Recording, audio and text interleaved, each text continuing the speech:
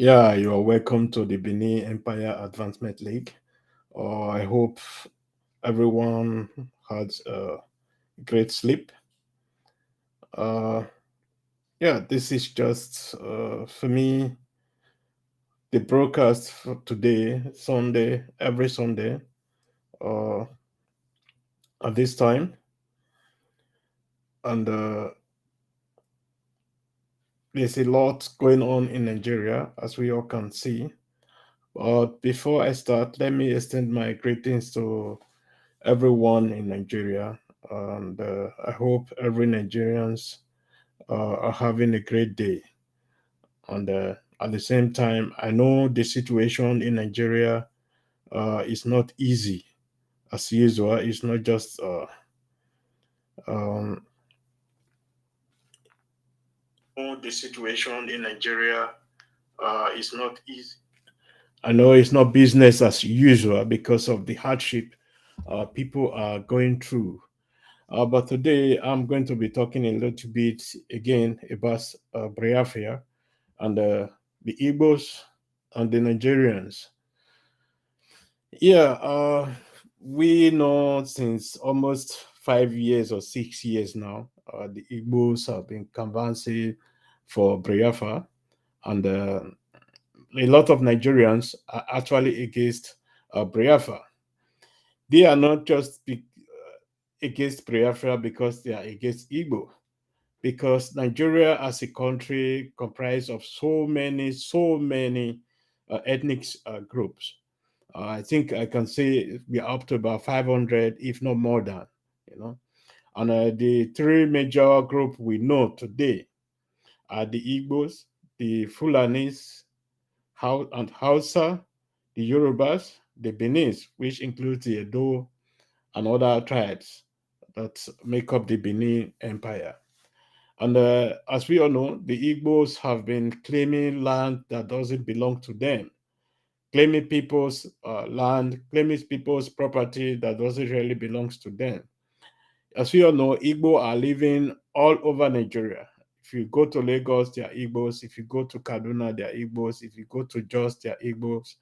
If you go to anywhere, if you go to Benue State, they are Igbos. If you go to Edo State, you have Igbos. They are everywhere. They are everywhere. They settle down because these people accommodate them. But we cannot say otherwise in Igbo land because we saw what is going on, what has been going on, how Igbos are killing Igbos day in and day out without even taking care of their people. You know, in Lagos, things are boiling up a little bit because Lagos uh, was once belonged to Nigeria, to the Benin Empire, and is still Benin Empire territory. And there has been a lot like the Alabama market and all that has been going on, destruction and others. You see, the problem is just people think Nigeria is against Igbo. I don't believe that exactly because when you create an enemy that is not really your enemy, life would be very difficult for you. Life is very difficult for you because this is what the Igbos are creating have been creating for the last 5 years. And when we have our former president, Buhari, the Igbos were claiming so many things against this man, the former president of Nigeria. And they claim that this man is Mr. Jubril from Sudan, and at the same time they were also claiming that this man is dead, and other things they were claiming about this man. But we know today that all these things were lies. Were just false allegation against this person because of dislike of his tribe where he belonged to. You see, and there is not just only that. We have a lot of things that was going on that period where people were doing a lot of things, trying to separate from Nigeria by claiming others people's land, people's property. But what they don't think about is their people. When you want to separate from a nation, think first of all about your people. How am I going to accommodate my people? How am I going to be feeding my people? How am I going to be coping with the situation, the new situation that is coming to the Biafra land.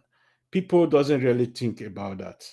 I don't think Biafra is about the Igbos, but Biafra is about some selfish people among the Igbos who believe they can do better than being in Nigeria. That might be true, but I don't believe so, because when we see today how why the Igbos are overall in everywhere in Nigeria, it's because those people who accommodate them, they develop their area. That's why the Igbos are coming. They are not coming because the place are undeveloped. Because if the Igbos, as they are uh, claiming to be the developer, but we can see in their land today, in the area where the Igbos occupy, in their land, what they call Igbo land or the Biafra land or whatsoever they call it, we can see today how underdeveloped these places are compared to Benin City, compared to Lagos and all those areas they are claiming to that they developed. But the question is, why do we need Biafra? Why do Igbos need Biafra?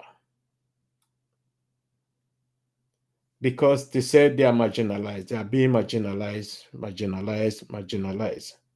Now, we have about 500 ethnic groups, even more than in Nigeria. And you are one of the top three, and you are saying you are marginalized.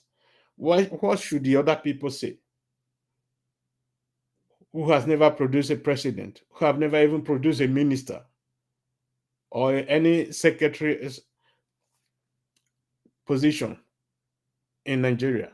What should those people say?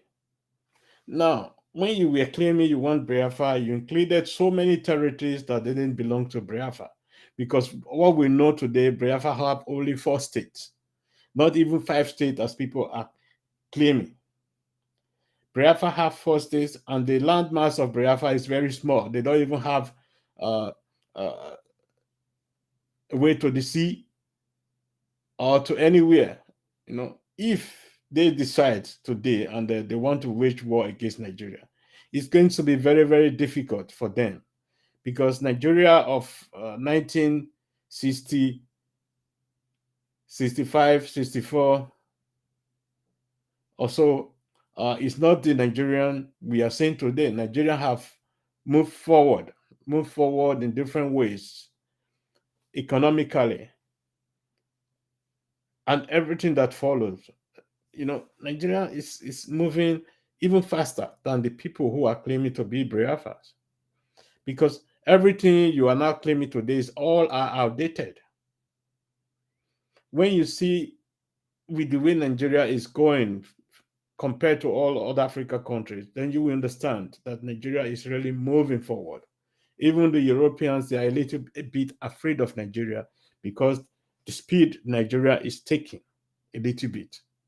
That's why they are also doing everything to make sure that they break Nigeria in some ways that Nigeria doesn't really move forward to be a threat to them. Most of these European countries are using people like the Biafras, the Boko Haram, to make sure everything Nigeria that will lead Nigeria to success have to be breaking down before even take place. So we know that people who sponsor Biafra, that all of them are outside Nigerians, you know. And today, when people say, "Oh, we need Biafra, Biafra is this, Biafra is the power of Nigeria," we don't see that power in you. All we see is killing your people, the destruction of your people's property, the burning down of houses and all that.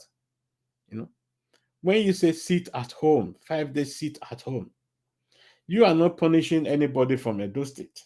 You are not punishing anybody from Lagos State. You are not punishing anybody from Abuja. You are punishing your own people.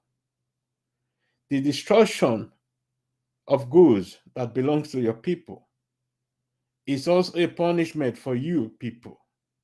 So I don't know how people think.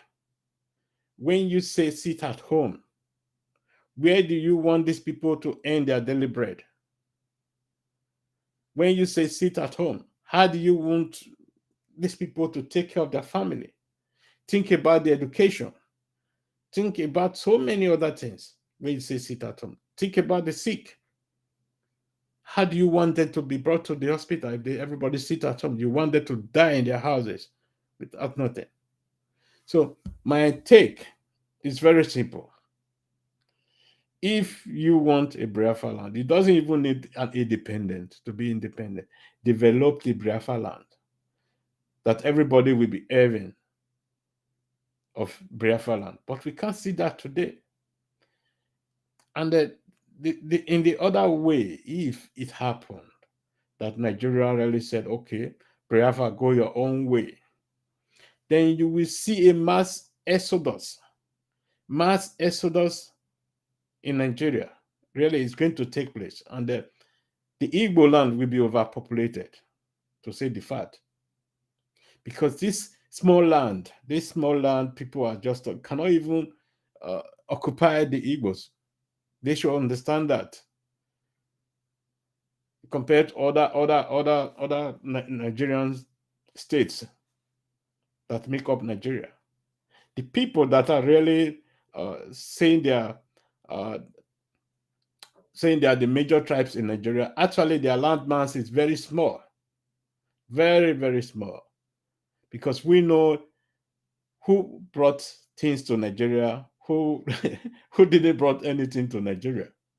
So it's going to be very, very difficult if we continue with what we are doing today, the way people canvass for their something. You see, when we were fighting those days against all this mess, people like what they call them, the IPOB, the Ododowa, and others who were coming up to say, oh, we want different country, we want this and that, taking over other people's properties, other people's land. But now we can't hear these people again, the Ododowa people from Yoruba side. It's like everything got, it's like into extinct, to say the fact. And now we can see the battle on the media, in the media between the Igbos and the Yorubas, and this is going to be getting worse because Tonobo is not even out to 2 months in power. And we have been seeing all this mess.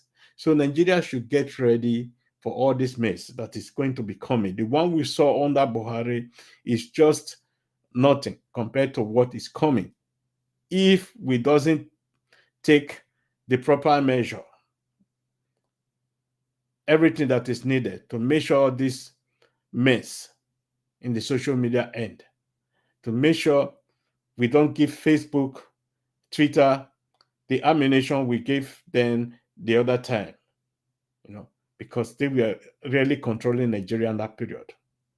And we shouldn't do that again. We should set up our own media first to make sure Nigeria is peaceful for everybody.